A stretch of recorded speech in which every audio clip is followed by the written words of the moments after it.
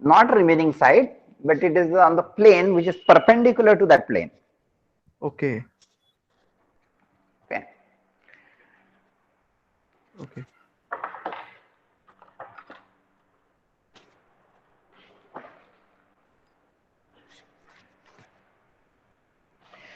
Okay. Uh, Good morning, students.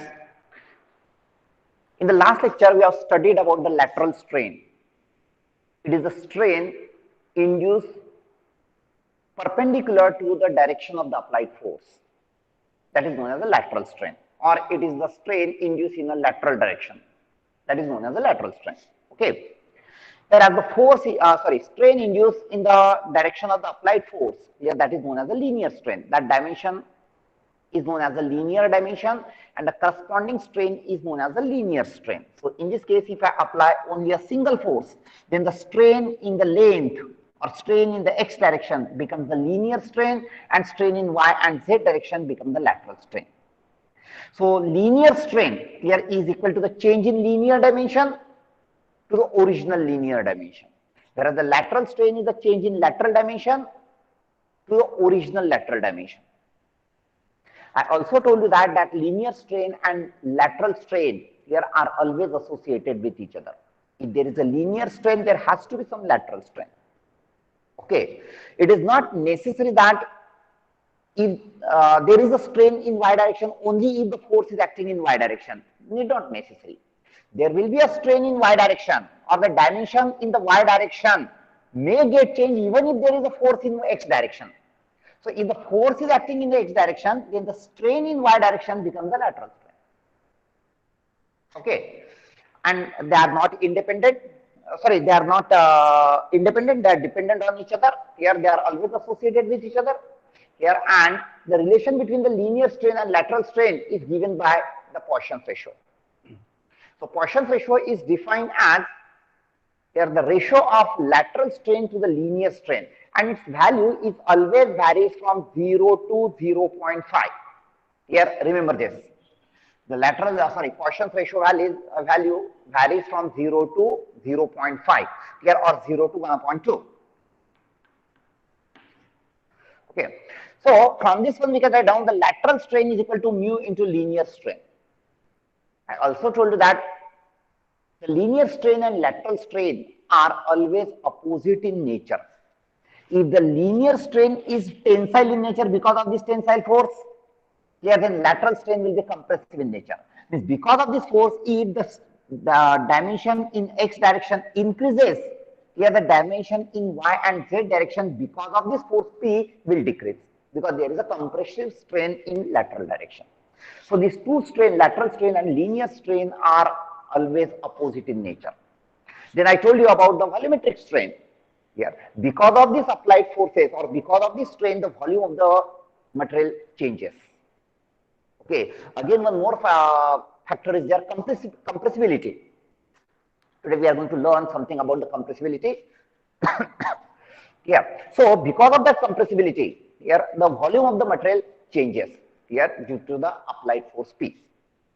So this volumetric strain is defined as the change in volume per unit volume here, or change in volume upon original volume due to the volumetric strain here. And if I consider this cuboid here, whose length is L, breadth is B, and thickness is T, then original volume is LBT. If I differentiate this, here I will get the change in volume here, and we know that here the volumetric strain, which is the change in volume upon original volume, here can be written as the summation of the strain in x, y, and z direction. Here, because of the applied forces, if you calculate the resultant strain in x, y, and z direction, here this is the resultant strain in x, y, and z direction. Okay, if there is a forces applied on any component, then if you calculate the resultant strain in x, y, and z direction, here then the volumetric strain can be written as the summation of the strain in x, y, and z direction. Understood? Now here also, if there is a if there is a tensile strain, then take it positive. If there is a compressive strain, you can take it negative. Okay, here so I am coming to this point.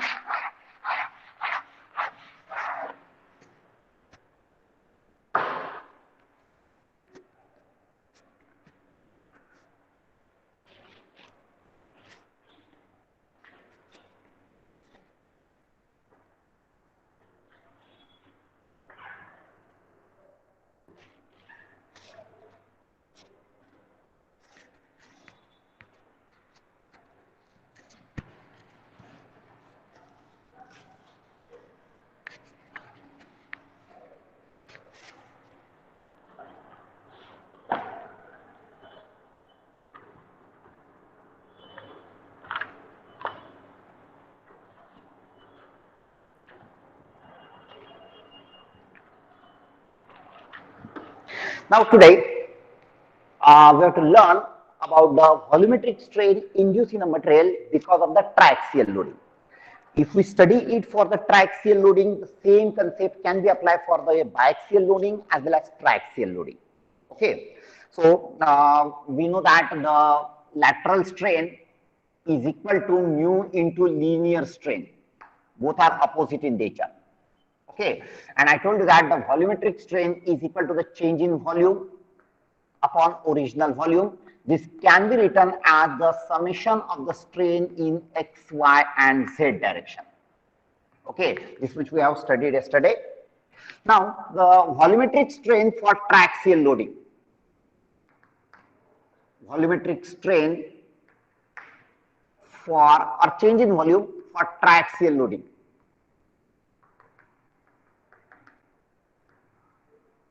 Yesterday I had given you the example of the triaxial loading. Here, for example, if any cube is there, or if any cuboid is there, if any object is there, if you immerse it in the water, here, then because of the water pressure, here the forces are acting in all the three directions on that particular component. Here they are compressive in nature. Okay. But let's consider this cuboid. We have to calculate the volumetric strain.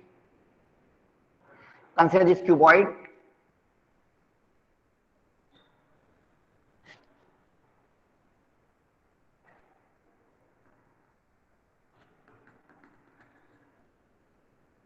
Let this is x direction, this is y direction, and let this is z. Okay, the dimension along the x axis here, let it is L. Dimension along z axis, let it is breadth B. And dimension along y axis, let it is the thickness, let it is T. Let's consider these are the dimension of this object here. Now we have to calculate the volumetric strain for this. Let this cuboid here is subjected to the triaxial loading, means loading is in all the three directions, and I am assuming that in all the three directions the loading is a tensile in nature. Here, so the load acting in x direction is Px, and for this Px, listen carefully. Here, if this load is Px, for this load the resisting area is this cross-sectional area. This is the area which resists this force Px. This because of this force Px, if I want to calculate the stress, here then this stress in x direction can be written as this Px upon this cross-sectional area which is B into T. Here. Similarly, if in the y direction, if the load applied is Py, so for this Py, the resisting area is this. Here, this is the resisting area for this Py, which is perpendicular to that Py. Okay. Here, this Py will not resist by this area. Here, this area is the resisting area for the Py, which is perpendicular to that. Okay, so because of this Py, if I calculate the stress, here then this stress can be written as Py upon resisting area. Then for Py, the resisting area is this. Here, which is equal to L into B. Similarly, if I consider the external applied load in Z direction is Pz, I have considered all the three forces are tensile in nature. Here, and because for this Pz, the resisting area is this, which is perpendicular to that. Here, so the stress because of this Pz can be written as Pz upon this resisting area, which is equal to L into T. In this way, if the forces are given, with the help of that forces, you can calculate the stress. Here, so stress equal to the force in that direction upon the resisting area to that force. Here, if there is a triaxial loading, the resisting area is different for each force.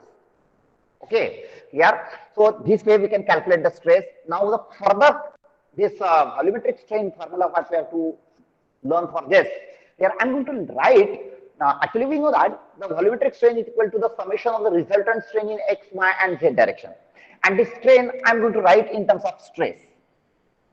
Clear? So, if the forces are given, with the help of that forces, you can calculate the stress, and with the help of stress, you can calculate the strain to calculate the volumetric strain. Clear? So, instead of writing here it is Px, I will write it as a sigma x. This is the stress in x direction. Here, this is the stress in y direction. All are tensile in nature. I assuming that these are tensile in nature. This is sigma z. This is a very important concept I am going to teach you today. Here, so you know how to calculate this sigma x, sigma y, and sigma z. Sigma x, sigma y, and sigma z are the stresses in x, y, and z direction. Here, remember one thing. We are deriving the formula in terms of stress. But sometime in exam, here directly the stresses values are given along x, y, and z direction, or sometimes instead of stresses, the forces are given in x, y, and z direction. So with the help of that forces, you have to first calculate the stresses, and then that stresses you have to use to calculate further the change in dimensions or change in volume. Okay, here. Now, for this we have to calculate the volumetric strain, and we know that the volumetric strain, what is our basic main intention? We have to calculate the volumetric strain because of this triaxial loading here, and we know that the volumetric strain is nothing but a summation of the strain in x, y, and z direction. Now remember, if we know the stress in any direction here, then the relation between the stress and strain is given by the modulus of elasticity. Here, this modulus of elasticity can be written as stress upon strain here, and this stress or strain can be written as stress upon modulus of elasticity. Here, for this material, let E is the modulus of elasticity and mu or 1 upon m is the, what is this? Poisson's ratio. Okay, mu or 1 upon m is the Poisson's ratio. This is also one of the property. Okay, so we know that the volumetric strain is equal to Ex, Ey, and Ez. Now remember this. What is this Ex? Ex is nothing but it is a resultant strain in x direction. Listen carefully. It is a resultant strain in x direction. Okay. This is not the strain only because of this sigma x. Yeah, so we can't write this is equal to sigma x upon E. Okay. Here, strain in x direction is not because of this sigma x, because all triaxial loading are there. Here, that is very important to understand. Here, so in this case, this sigma Ex is the resultant strain in x direction. Now, which are the different strain in the x direction? So remember one thing, because of this sigma x or because of this Px, जो x direction में strain होगा, that become the linear strain. Okay, here this Ex resultant strain in x direction, ये क्या क्या होगा इसका? इसमें which are the different strain in x direction? It is the strain in x direction due to sigma x. Strain in x direction because of this sigma x, or we can say Px. Okay, clear? So strain in x direction due to the sigma x. Clear? So these become the linear strain. It is a strain in x direction because of the force acting in the same direction. Plus, here, listen carefully. The force which is acting in y direction also produces the strain in x direction. Here, इसके पहले मैंने बोला था आपको कि when we consider this cuboid, here force is acting only in x direction, but this force is also responsible to induce the strain in y direction and z direction, which are known as the lateral strain. Understood? Similarly, now I am going to calculate the strain in x direction only, but loading is triaxial.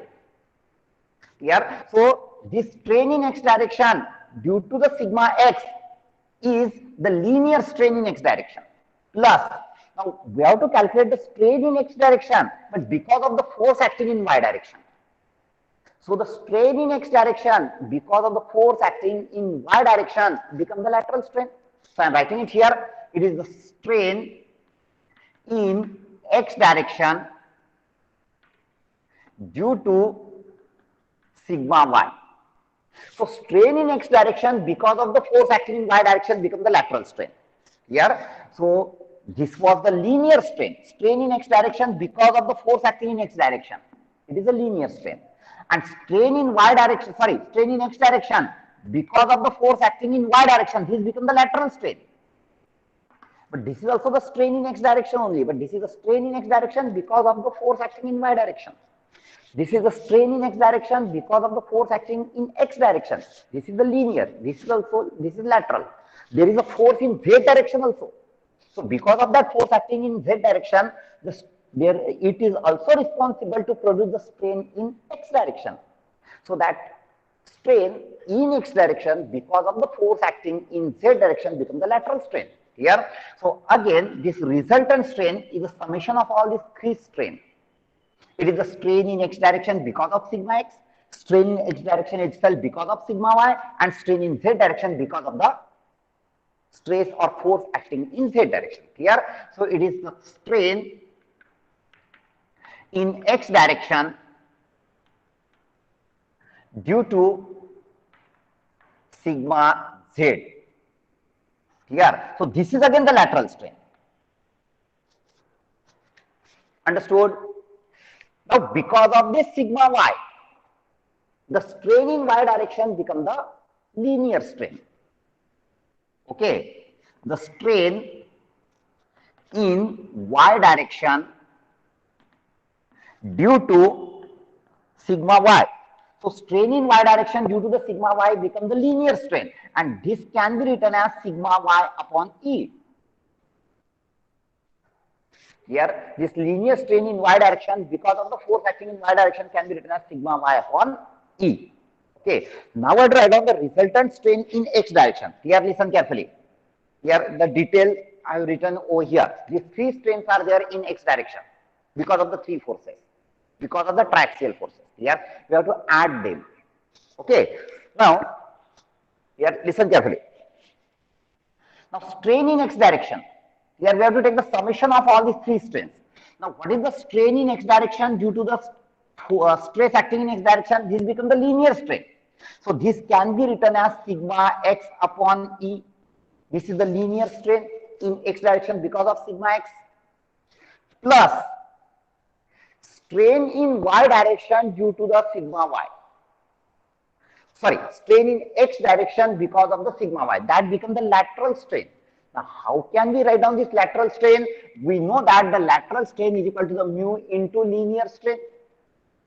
Here, this is the lateral strain in x direction, which is equal to mu into, this is the because of the force acting in y direction. So, linear strain should be the strain in y direction.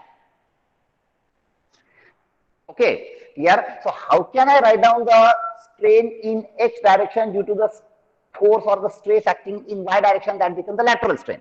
So, it is equal to the mu times the linear strain in y direction. Now, how much is the linear strain in y direction? It is sigma y into E. Here, this is the linear strain, whereas this is the lateral strain. This is the lateral strain in x direction because of the force acting in y direction. Here, so sigma x upon E plus mu into sigma y upon E plus.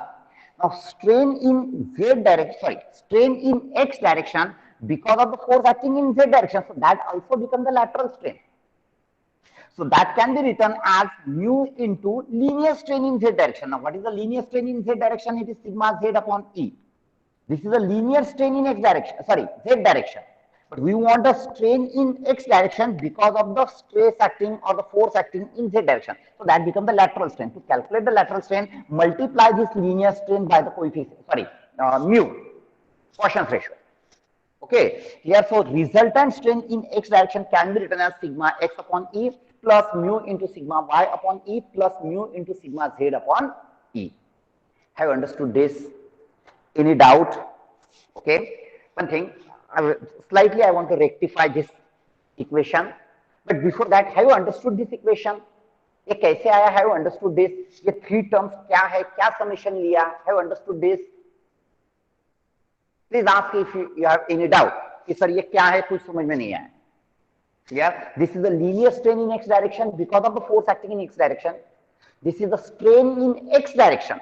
I'm not saying that it is a linear or lateral. I'm saying that it is a strain in x direction because of the stress or the force acting in y direction.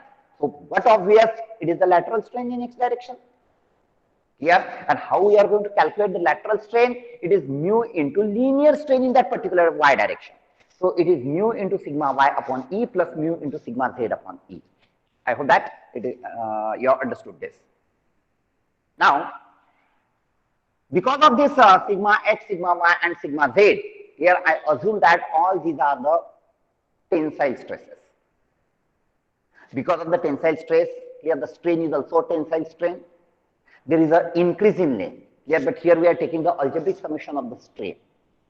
I also told you that the linear strain and lateral strain are always opposite in nature. If one is tensile, other has to be compressive. Now, we know that this is the strain in x direction because of the force acting in y direction.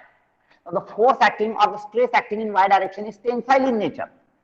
That's why this linear strain in y direction is also tensile in nature. This is tensile in nature. The strain in y direction because of this sigma y, this is tensile in nature. And if this is tensile in nature, because of this force, the lateral strain in x direction will be compressive in nature.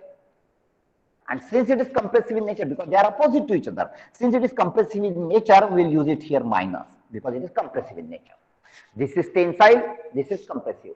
Since we are adding them, here so you need to use the proper sign convention for them.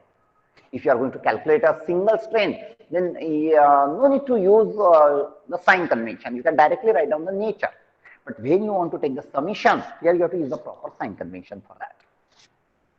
Here, so sigma x upon E is tensile in nature, that's why positive. Then strain in x direction because of the force acting in y direction. In y direction, it is a tensile force. So in y direction, the linear strain is tensile in nature. And hence the strain in x direction becomes the compressive in nature. And since it is compressive, that's why we have taken it minus. Here, same thing happened for the z direction also. In z direction, the force is tensile in nature. So this will be in force is tensile in nature. So strain in z direction, linear strain in z direction is tensile. And because of that force in z direction, which is tensile in nature, the strain in x direction becomes the compressive. So linear and lateral strain are opposite to each other. And since it is compressive, that's why we have to take it minus. So this becomes the resultant strain in x direction because of this triaxial loading. Okay. And this is the strain in x direction, which can be written as the change in dimension along x-axis upon original dimension along x-axis. Here, so this Ex can be written as delta L upon L. This is a change in length upon original length, or change in dimension along x-axis upon original dimension along x-axis. Clear? So directly Ex equal to sigma x upon E लिख के ये नहीं calculate कर सकते हैं, क्योंकि जो length में चेंज होगा उसके लिए ये भी रिस्पॉन्सिबल होगा, ये भी रिस्पॉन्सिबल होगा और ये भी रिस्पॉन्सिबल होगा. तीनों का इफेक्ट हम लोगों को लेने का है. So here I calculated the resultant strain in x, y and z direction because of the stresses or forces acting in x, y and z direction. So I will get the strain in x direction, and then this strain in x direction can be written as a change in dimension along x direction upon original dimension along x direction. So by using this formula, you can calculate the strain in x direction, and with the help of this, you can calculate the change in length. Here, कभी-कभी ऐसा सम अगर आता है कि if there are triaxial loading, here loadings are given, E is given, everything is given, and if it is asked because of these forces, find out what will be the change in length.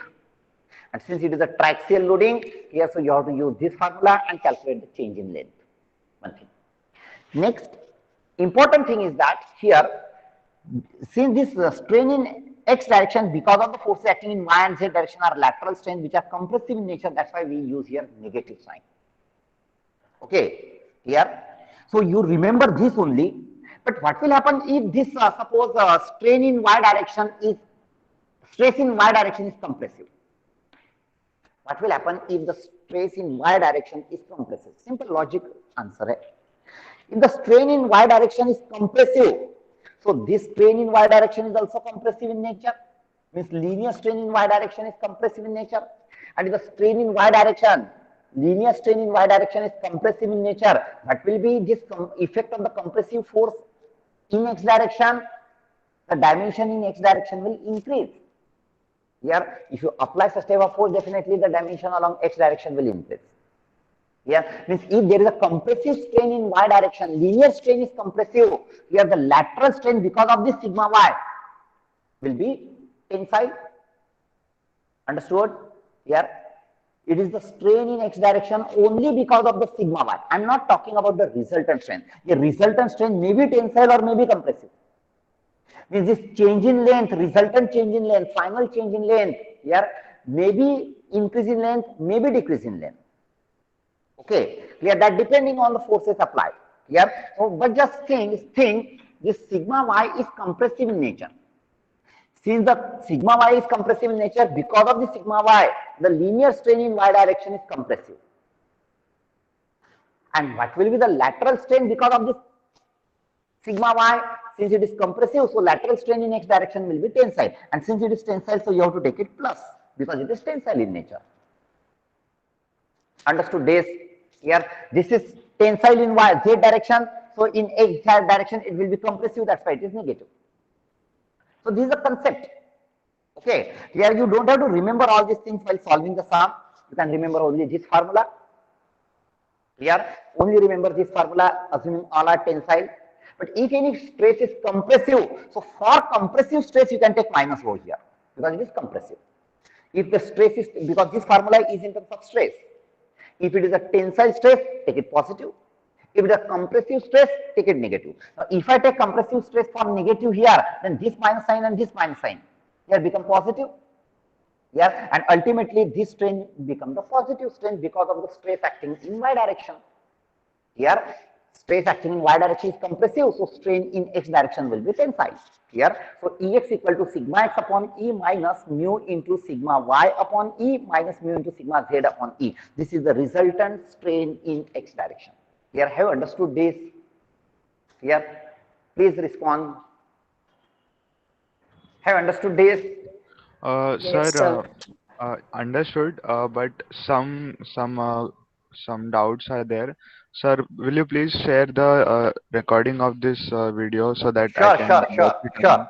Yes, yes. I'll Okay, share the thank you. recording. Okay.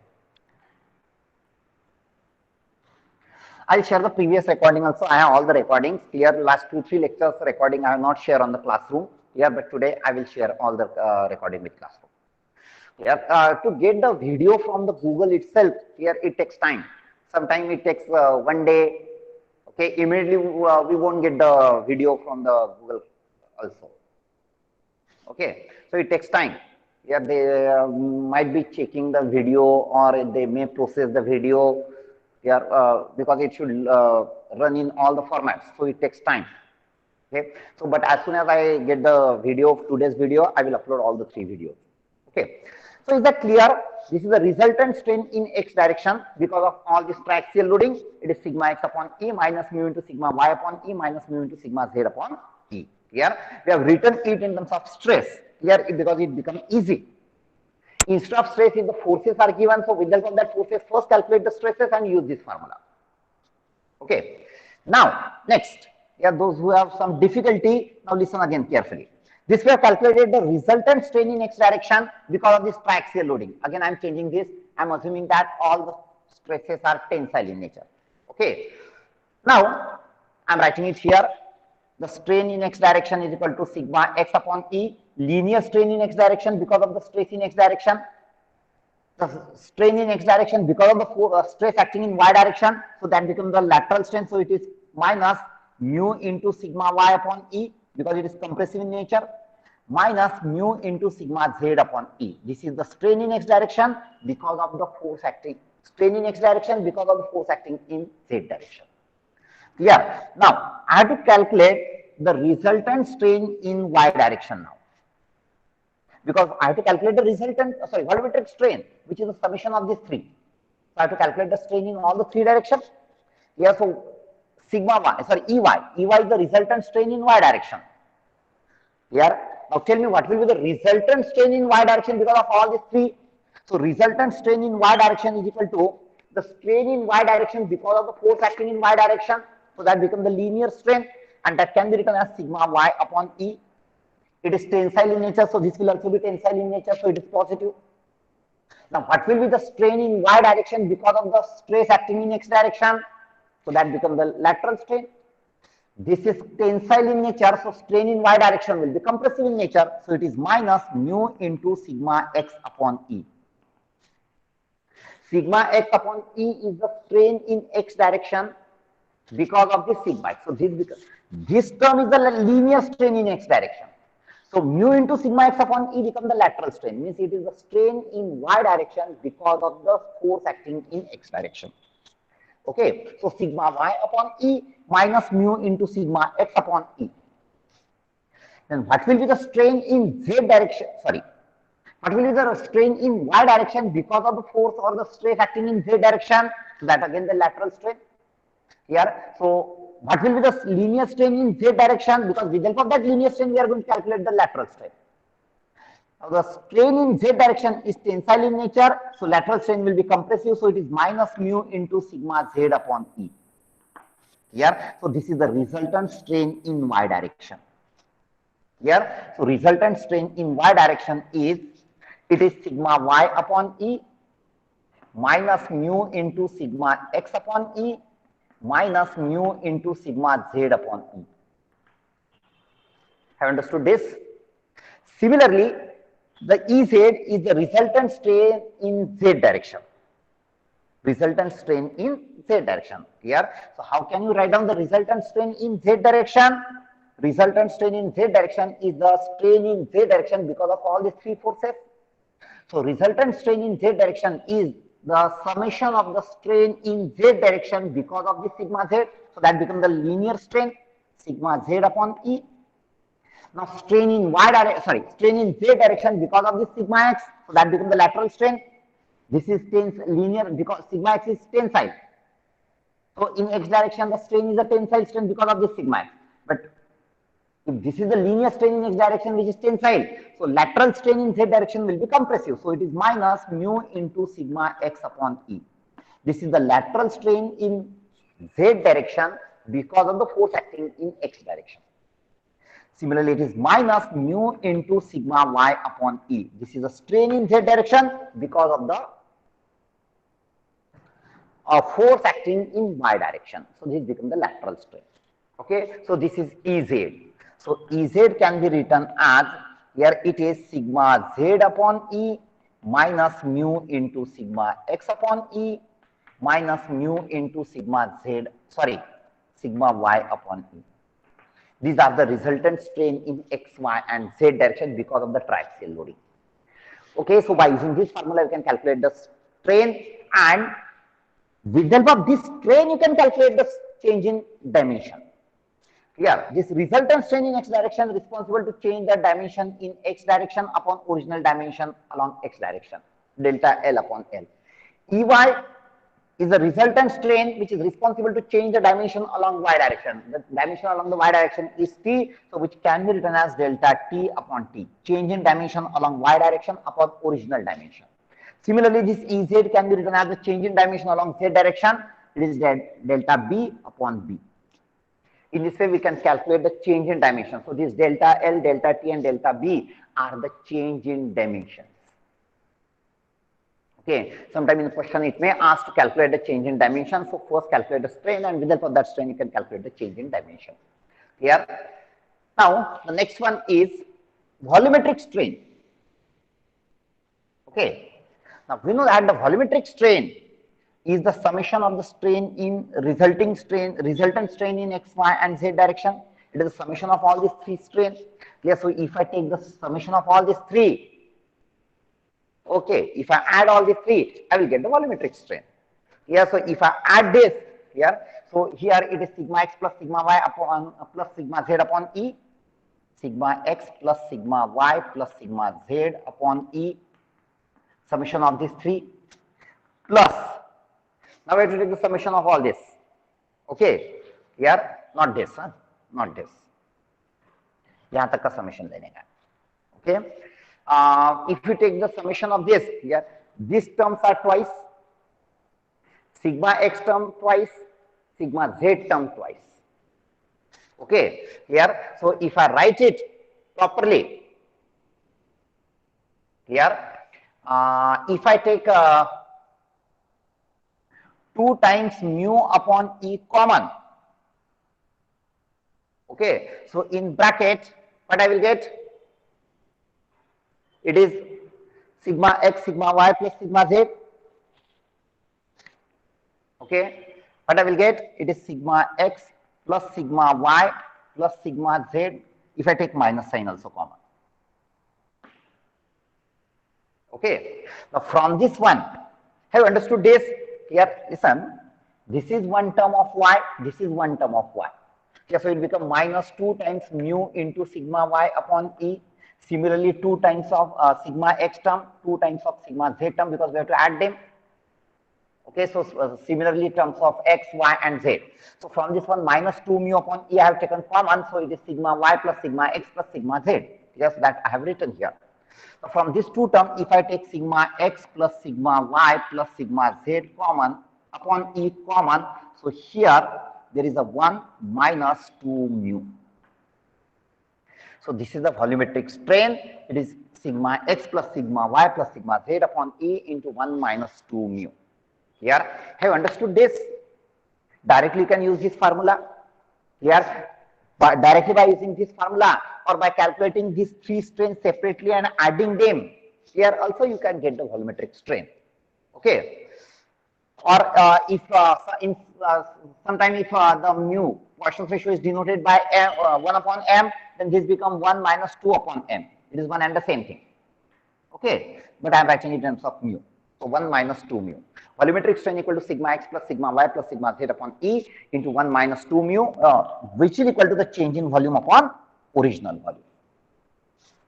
Okay, here. So if any question, if it is asked, here some component is there which is sink in a water. Here let's consider a submarine.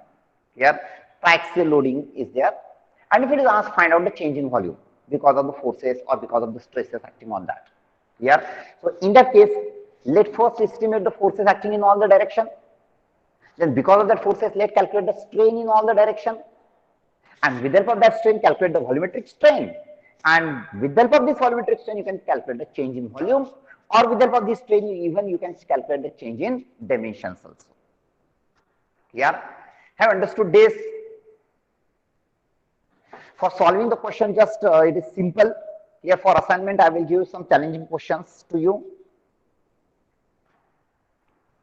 Okay, now we'll solve one question on this simple question.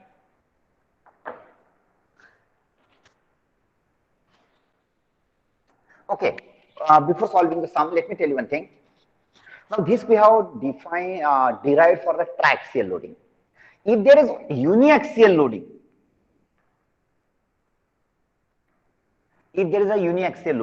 here first just clear this misperception that if there is only a single force is acting, okay, you may think that sir, if there is a single force, only one dimension will change. No, even if there is a single force, there is a strain in y and z direction also. Okay, here, so when there is a uniaxial loading, instead of deriving the formula separately for that, actually same concept you have to use. Okay, here, but instead of using the instead of deriving the formula separately, we can use the same formula for this also. Here, only if there is a uniaxial loading, consider this as a stress in x direction, and here the stress in y direction and stress in z direction equal to 0. Here, so because of this, the strain in x direction becomes sigma x upon e. These two terms are 0. Here, and strain in y direction, listen, the strain in y direction, this term becomes 0 and this term becomes 0 because sigma y and sigma z are 0 because it is uniaxial. So strain in y direction becomes minus mu into sigma x upon e. Now observe that this is a linear strain, and if I multiply that linear strain by the mu, you will get the lateral strain. So this is the lateral strain in y direction. Similarly, the lateral strain in z direction is also minus mu into sigma x upon e. So these are the strain in x, y and z direction because of this force or because of this stress. Understood this? If there is a biaxial loading, if the loadings are in two directions, let's consider the force or the stress in third direction is 0, and you can use the same formula. Here as well as here. Yeah. Next important thing, while we have derived this formula assuming all the three stresses are tensile, but if they are compressive, then just take it negative. Minus sigma x, minus sigma y, minus sigma z. If it is compressive, you will get the answer. The final answer If the final strain is positive, means it is a tensile strain, means there is a increase in length in x direction. If any strain is negative, suppose Ey is negative, it means that the resultant strain in y direction is compressive, because the answer is negative. Summation of all these three is negative. And the negative strain in y direction, it means that there is a decrease in dimension along y direction. Understood? This is the sign convention which we can use. Clear? So same formula you can use for the uniaxial loading also. Clear? लेकिन ये clear कर लो पहले कि uniaxial loading है तो सिर्फ एक ही dimension change नहीं होगा, this force is responsible to change the other two dimensions also. Clear? And उसके लिए स्ट्रेन रहेगा माइनस म्यू इनटू और mu into sigma X upon E and Z is mu into sigma X upon E. These are the strain in y and z direction which is equal to the change in dimension along y direction upon original dimension along y direction. Understood this? Any doubt? Okay. Now I will give a question to you and take it for homework. Just you have to put the value and get the answer. Okay. This is one cuboid.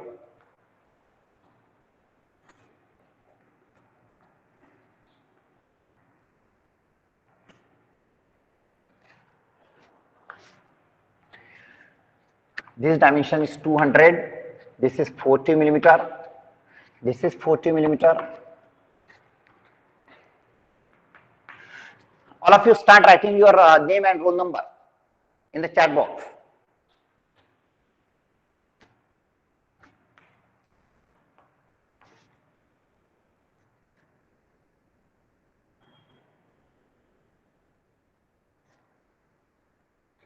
I change the dimension. This AB, B, F, C, H, G, F and D.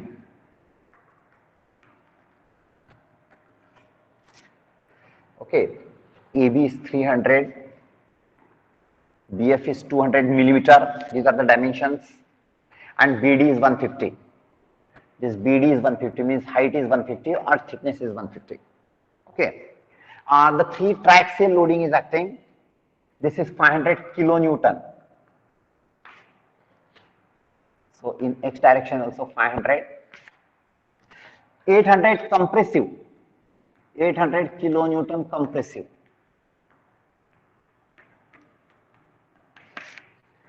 And in z direction, this is z direction. In z direction, there is a tensile force of 400 kilonewton.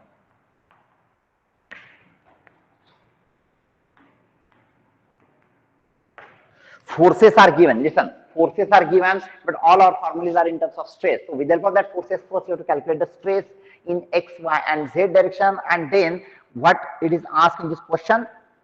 It is given that for a rectangular block loaded as shown in the figure, find the change in dimensions and also the change in volume. You have to calculate the change in dimension. If I consider this as a L, if I consider this as a B, and if I consider this as a T. So because of this triaxial loading, you have to calculate how much is the change in length, breadth and thickness. Change in dimensions you have to calculate. Means you have to calculate this delta L, delta T and delta B. For that, let's calculate the strain, resultant strain in x, y and z direction. Then equate this Ex with delta L upon L, and result of this Ex you can calculate the change in length. Same thing you have to repeat in y and z direction. Okay. Then the change in volume, you have to calculate the change in volume. So to calculate the change in volume, first calculate the volumetric strain, which is sigma x plus sigma y plus sigma z upon E into 1 minus 2 mu. With the help of that, you can calculate the volumetric strain, and with the help of that volumetric strain, you can get the change in volume. Okay. Only if it is a tensile stress, take it positive. If it is a compressive, take it negative. In y direction, there is a compressive force, so in y direction, the stress will also be compressive. That you have to take negative. Understood? Here, so this is the question for homework. Just put the value and get the answer. Sir, value of E? E is 2 into 10 raised to 5 megapascal, and mu equal to Poisson's ratio 0.25.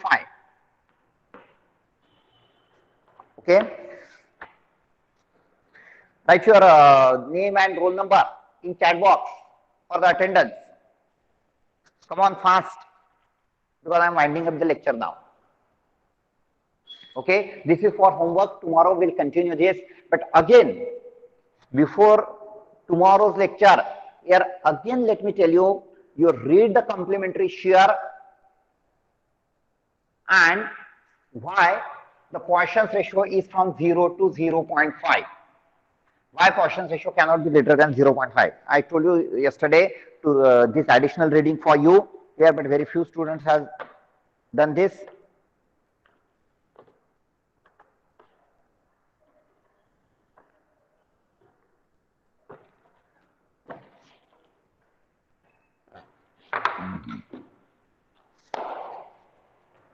Any doubt? Thank you. I'm going to wind up this today's lecture. Okay. If you have any doubt, you message me. Thank you.